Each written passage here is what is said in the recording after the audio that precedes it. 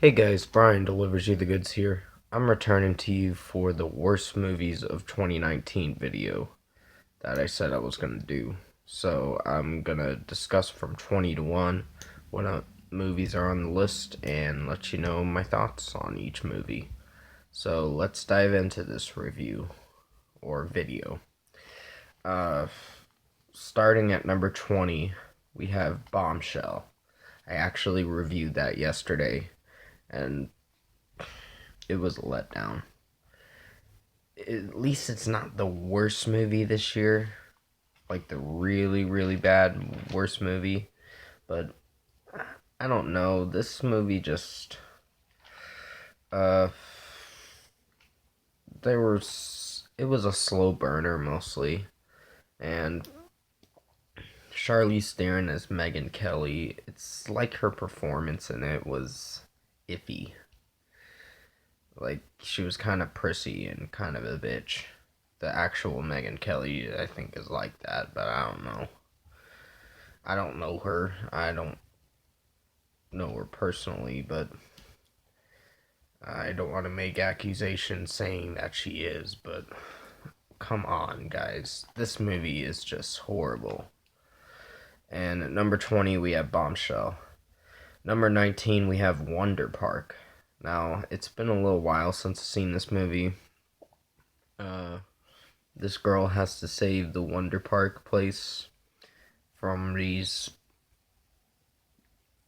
evil things that are coming after her, and she pretty much has to,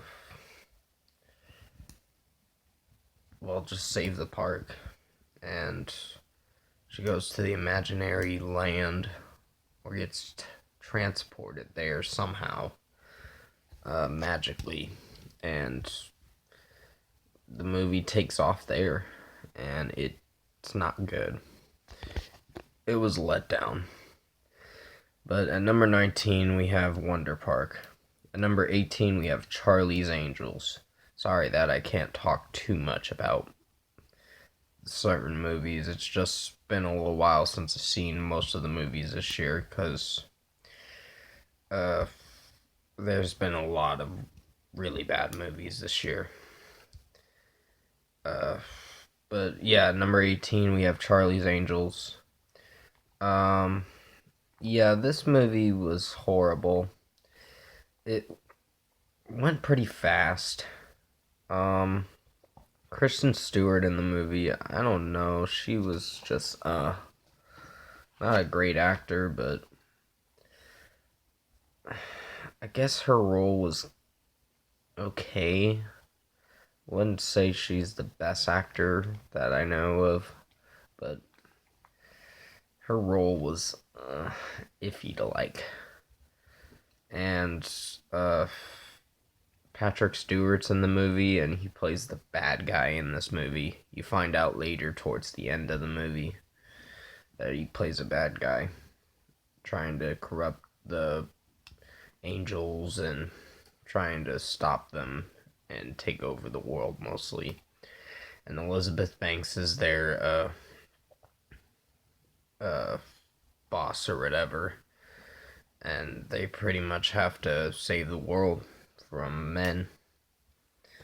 And that's pretty. I can't think of the word for it, but it feels wrong, this movie. And at number 18, we have Charlie's Angels. Number 17, we have Black and Blue. This one was not really good. It's basically talking about corrupt cops and how they're corrupted, and now this chick's on the wanted list or whatever because they are accusing her of killing those two guys or whatever, but that didn't really happen. If you've seen the movie, you kind of know what happens. It's basically about corrupt police officers in the movie, and they're just doing the dirty mostly. And yeah, it's just horrible. This movie's plot is horrible. The pacing of the movie is just not really good. And the acting in it is just But at number 17 we have Black and Blue. Number 16 we have 47 Meters Down Uncaged. Now this came back out in August, and God, it's so bad. It's just I don't remember what I rated it, but I didn't like the acting in this movie, and their choices in this movie were very dumb and stupid. And it just no.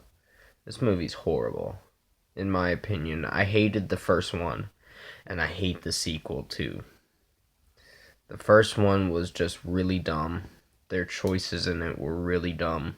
The two main characters in the first movie was really dumb, because they get trapped down there 47 meters down into the ocean, and now they are trying to escape a shark that's trying to eat the girls. There's like 4 girls in this movie that are trying to escape the shark. And yeah, their choices in it was really dumb and really stupid. And that's what killed them. Or mostly killed them. But yeah, at number 16 we have 47 Meters Down Uncaged. Number 15 we have Hellboy. This movie was horrible. It's basically what's his name?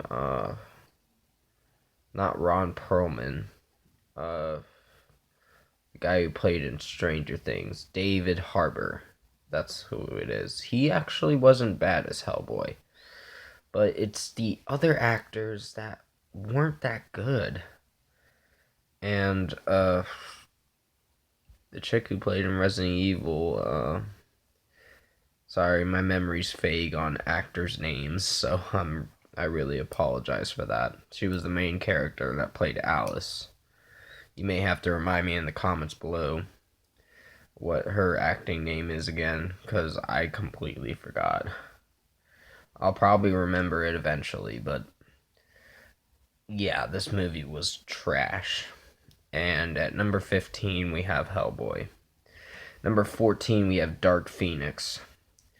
The decisions they make in this movie with the script is so bad. It's going very fast, this movie. They kill off a character that you didn't think they'd kill off. But for those of you who have seen the movie, you know which characters dies. But yeah, this movie is just horrible. I'm really disappointed that they really fucked up the X-Men movies now. And at number 14, we have Dark Phoenix. Number 13, we have Terminator Dark Fate. This movie was, oh my god. It was so bad. Sorry if I was going, oh my god, for a second. It's frustrating to say that this is a really horrible movie. It's mostly a letdown, is what it is. I was hoping this wouldn't be so bad.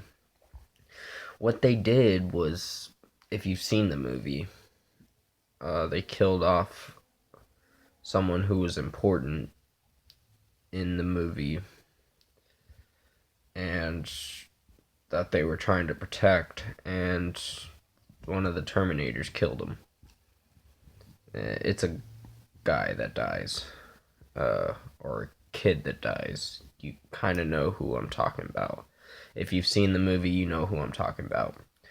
But yeah, I didn't like that aspect about it, and now they add this girl into it, and they're trying to protect her from this liquefied, gooey Terminator. And it's like a copy of the Terminator 2 with the liquid Terminator. But instead of that, it's like a goo Terminator, and he has another clone with him, a skeleton clone. And I just don't like this movie at all. And at number 13, we have Terminator Dark Fate. Number 12, we have The Lion King. Yep, this movie was probably the worst thing in existence. It's, instead of Can You Feel the Love Tonight, it's Can You Feel the Love This Afternoon. And I'm like, really? I'm like, you're really gonna do that?